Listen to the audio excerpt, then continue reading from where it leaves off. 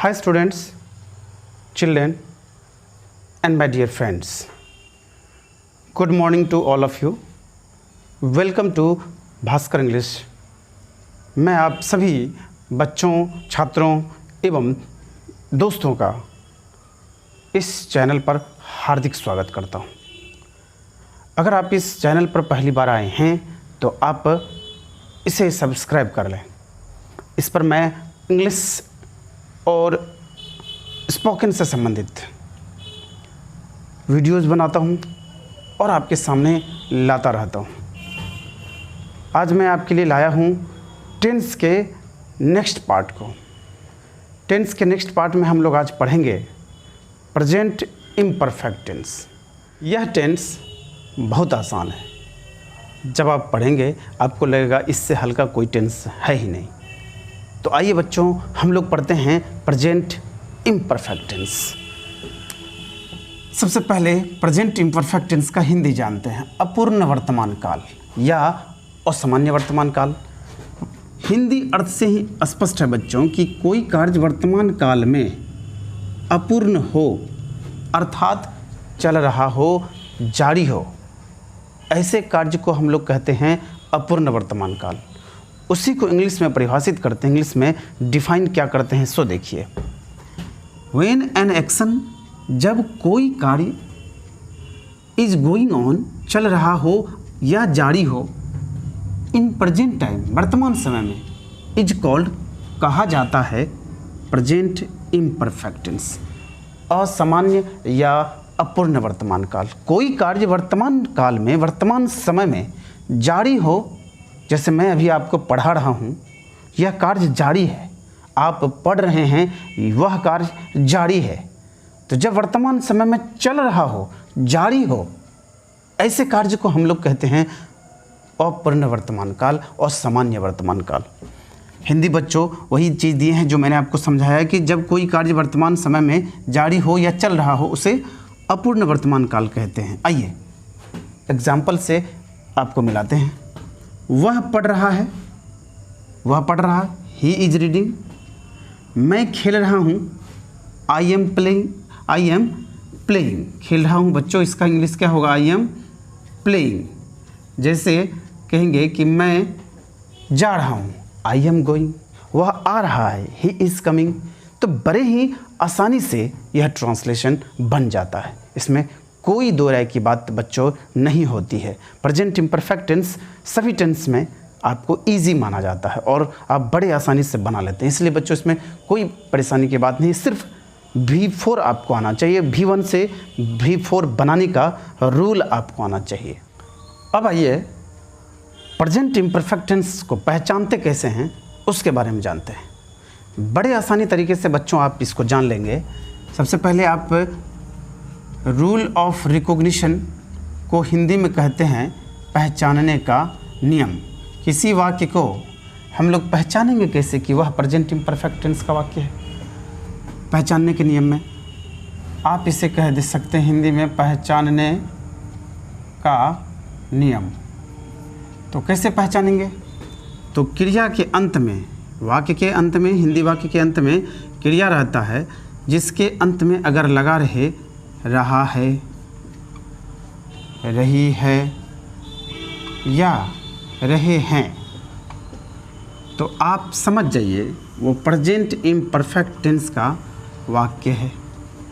Simple सा rule आप याद कर लीजिए कि क्रिया के अंत में, हिंदी क्रिया के अंत में, फिर इंग्लिश वर्ब में नहीं, हिंदी वर्ब, हिंदी क्रिया के अंत में रहा है, रही है, रहे हैं या रहा हूँ, रही हूँ, etc लगा रहे बच्चों, तो आप इसको कहेंगे प्रेजेंट इम्परफेक्ट टेंस का वाक्य।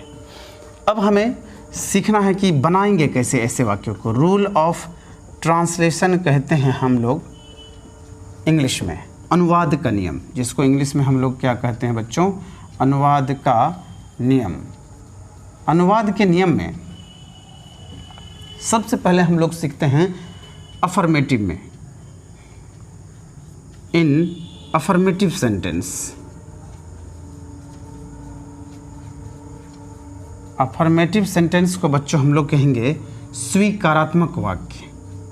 क्या कहेंगे, स्वीकारात्मक वाक्य, अर्थात वाक्य जो है सीधा सीधा हो, स्वीकार करने वाला वाक्य हो। मैं जा रहा हूँ, वह आ रहा है, वह पढ़ रहा है, ये सब हो गया बच्चों अफर्मेटिव सेंटेंस। अगर इसी में नहीं लगा दें, वह नहीं जा रहा है, वह नहीं पढ़ रहा है, वह नहीं हंस रहा है, तो ऐसे वाक्यों को हम लोग कहेंगे नेगेटिव। जिसके शुरू में ही क्या लगा रहे, क्या वह जा रहा है, क्या वह पढ़ रहा है, क्या वह हंस रहा है, तो उसको बोलेंगे इंट्रोगेटिव में यस नो क्वेश्चन। और उसी में वह क्यों जा रहा है, आप क्यों हंस रहे हैं, वह कहाँ जा रहा है, इस प्रकार का वाक्य रहे तो इंट्रोगेटिव सेंटेंस में आप उसे कहेंगे WH क्वेश्चन। तो इस तरह से किसी भी साधारण वाक्य के 6 प्रकार से हम लोग ट्रांसलेशन बना सकते हैं, उसको भी हम लोग पढ़ेंगे बच्चों। आइए सबसे पहले हम लोग अफर्मेटिव सेंटेंस में क्या रूल है उस रूल को जानते हैं। सब्जेक्ट लेंगे इज RM,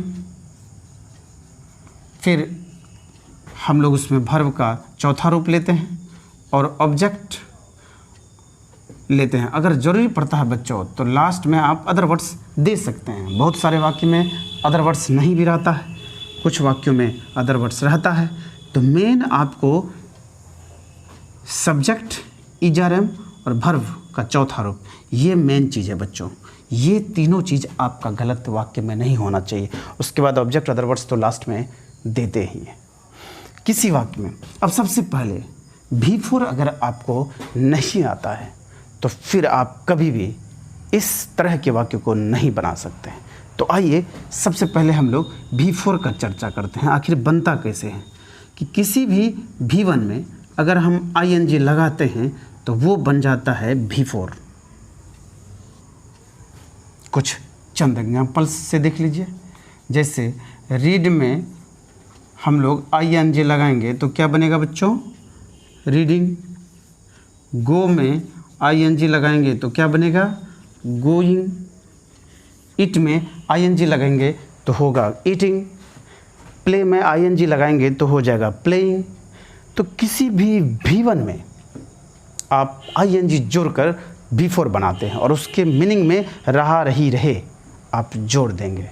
जैसे मैं जा रहा हूँ, I am going। मैं आ रहा हूँ, I am coming। अर्थात गोइंग में अगर गो में ING लगाते हैं, गोइंग तो मीनिंग समझ लेंगे जा रहा, कमिंग आ रहा, ईटिंग खा रहा। इस प्रकार से आप याद करेंगे तो ट्रांसलेशंस के रूल को याद करने की भी आवश्यकता नहीं पड़ेगी, क्योंकि आपको पता है रहा रही वाले वाक्य में V4 लगता है। बिना रूल याद किए आप इन वाक्यों को बना लेंगे। आइए इसमें हम लोग देखते हैं कुछ एग्जाम्पल्स बना के बच्चों।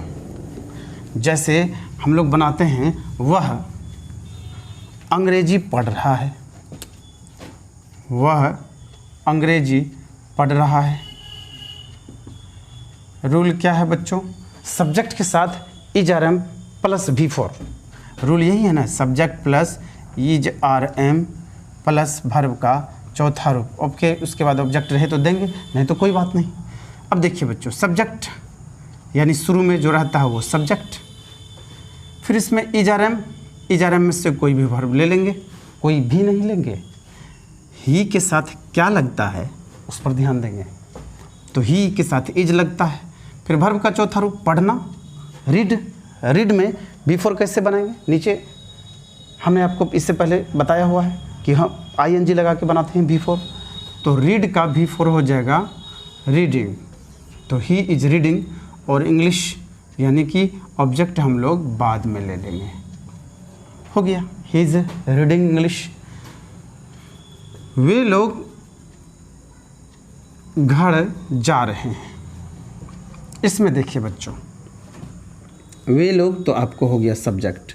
रूल देखिए, सब्जेक्ट ले लेते हैं, वे लोग दे के साथ हम लोग क्या लगाते हैं, आर लगाते हैं। नहीं आता है तो याद कर लें, दे आर।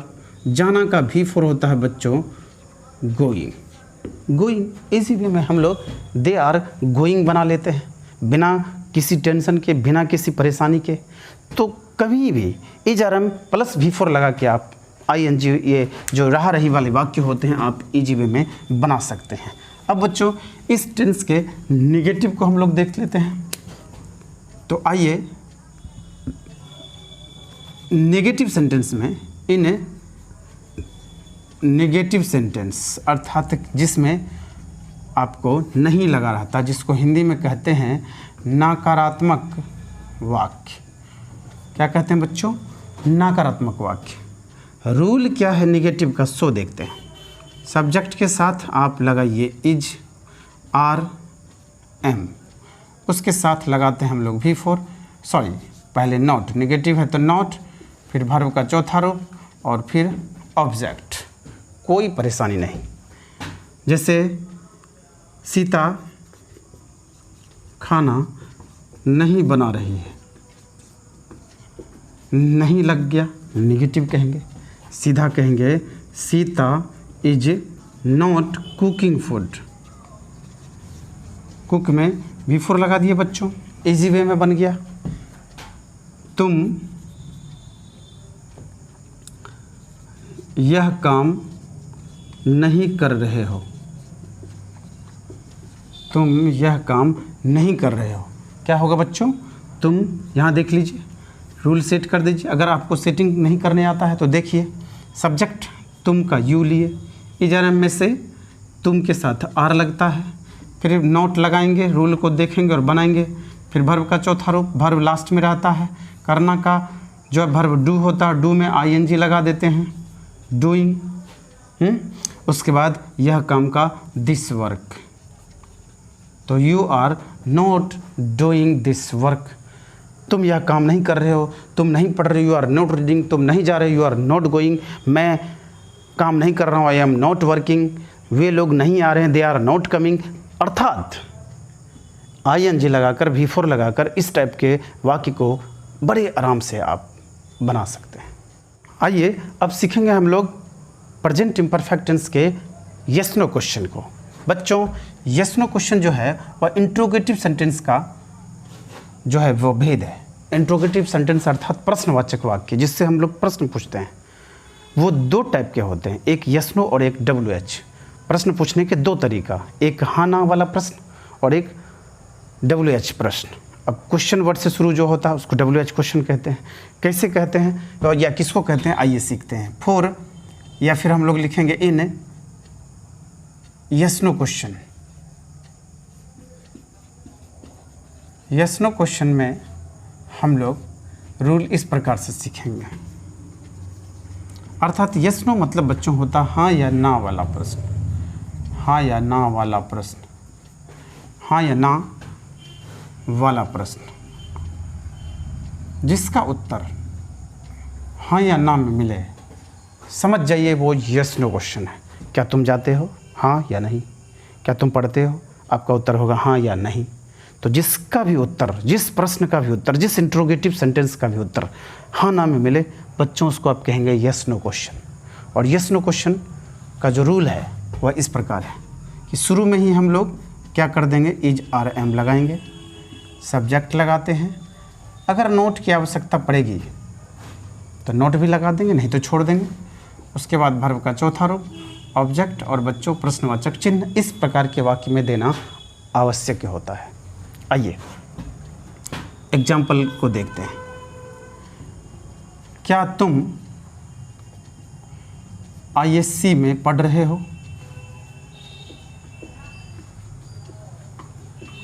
क्या तुम ISC में पढ़ रहे हो? अब देखिए बच्चों, जैसे ही क्या वाला वाक्य आ गया समझ जाइएगा आप, यस नो क्वेश्चन है। क्या से शुरू होने वाला वाक्य, या तो हाँ में आएगा आंसर या ना में आएगा। तो क्या वाला शुरू वाला वाक्य जब भी क्या से शुरू होगा आप इज आर एम को शुरू में कर देंगे। तो यहाँ सब्जेक्ट क्या है बच्चों, तुम के साथ हम लोग क्या लगाते हैं, इज नहीं आर लगाते हैं, आर यू। अब देखिए नोट इस वाक्य में नहीं है, नहीं देंगे। V4 है, पढ़ना का V4 ले लेंगे, रीडिंग वर्ब जिसको बोलते हैं।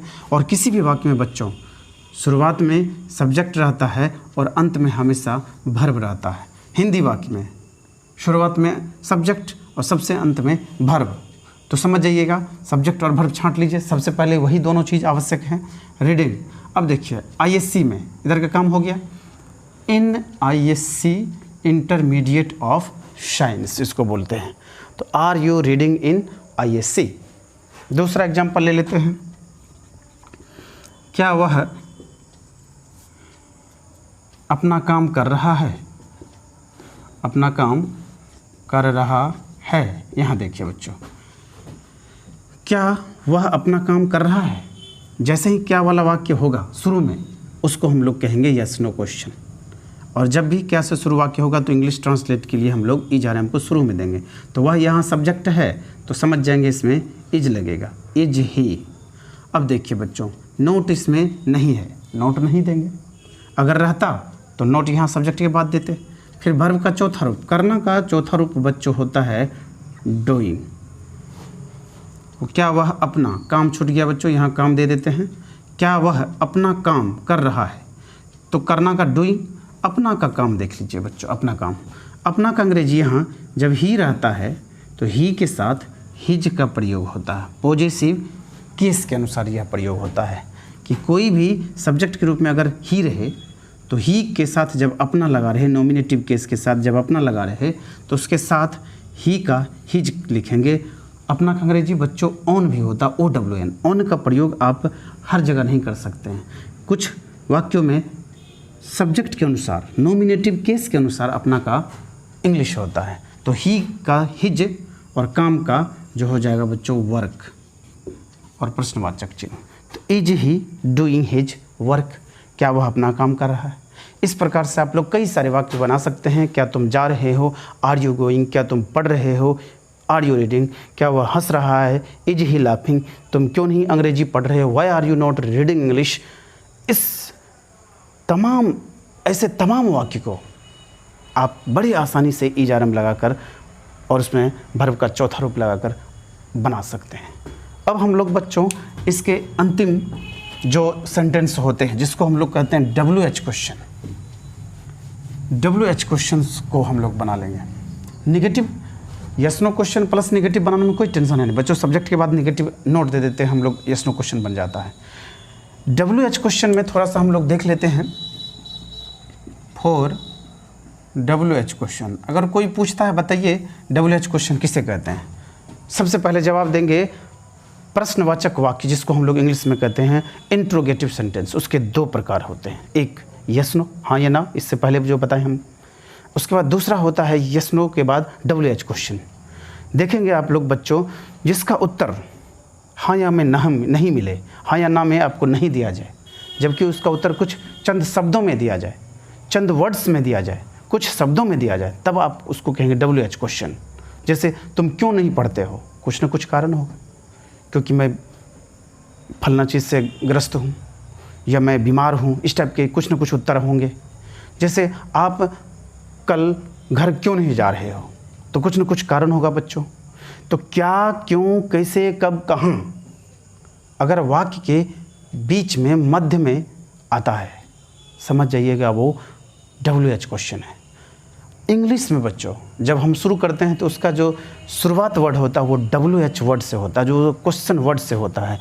WH वर्ड यानी जो क्वेश्चन होता है, यानी प्रश्नवाचक वाक्य, अगर वह WH वर्ड से शुरू हो, समझ जाइएगा वह WH क्वेश्चन है।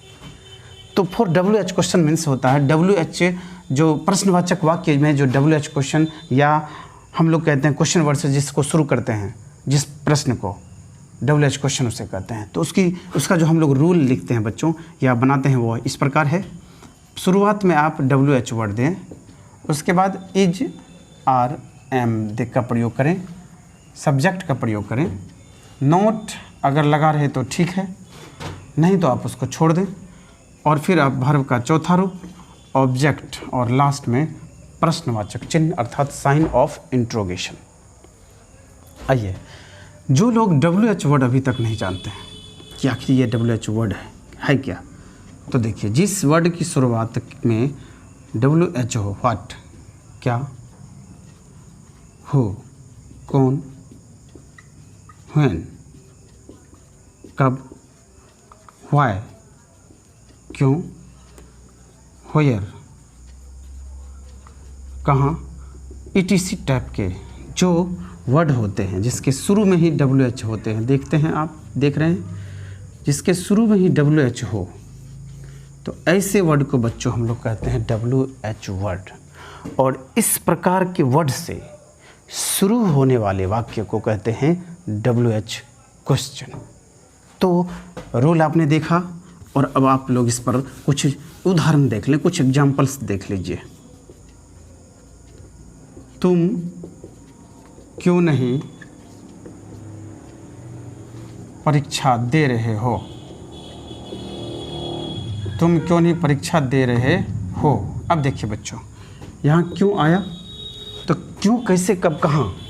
अगर वाक्य के मध्य में, वाक्य के बीच में आता है, सब्जेक्ट के बाद हो या कहीं आगे भी रहे, समझ जाइएगा वो WH क्वेश्चन है। उसका उत्तर कुछ न कुछ होगा, उसका उत्तर हाँ या ना में बिल्कुल नहीं होगा, इसलिए इसको कहते हैं WH क्वेश्चन। तो सबसे पहले देखिए रूल में कि हम लोग WH वर्ड लेते हैं, तो क्यों को हम लोग शुरू में लेंगे, वाई।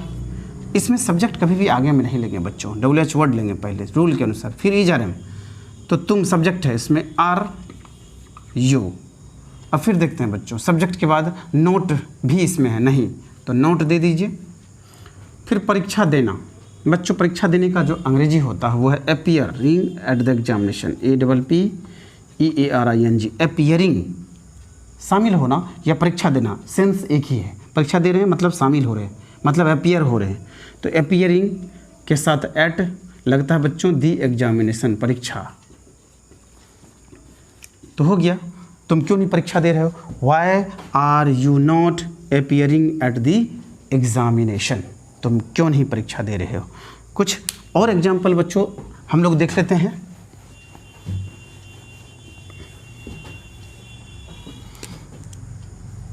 वह कब पटना जा रहा है,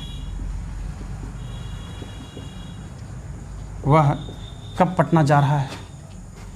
इस तरह के वाक्य में यहाँ देखते हैं कब यानी WH वर्ड का अंग्रेजी सबसे पहले व्हेन होता है, फिर लेते हैं हम लोग इज आर एम, तो वह के साथ इज, इंग्लिश वह का ही, जाना बिफोर गोइंग, और पटना का लास्ट में दे दीजिए टू पटना।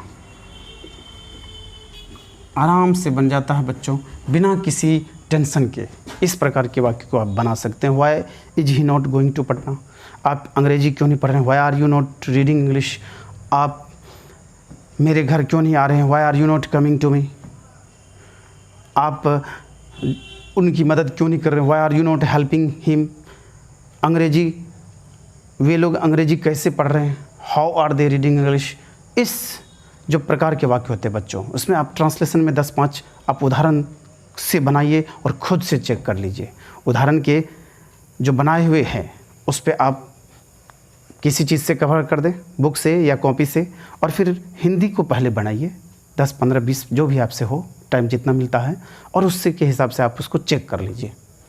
10, 15, 20, 25 अगर आप एग्जाम्पल्स को बना लेते हैं तो फिर उसको दिखाने की या पढ़ने की, याद करने की कोई ज़रूरत नहीं है।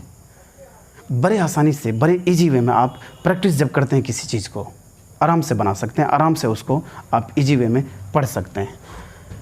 तो बच्चों इस तरह से प्रेजेंट इम्परफेक्ट टेंस में एक और हम वाक्य लेते हैं, इस एक प्रकार का इन्फिनेटिव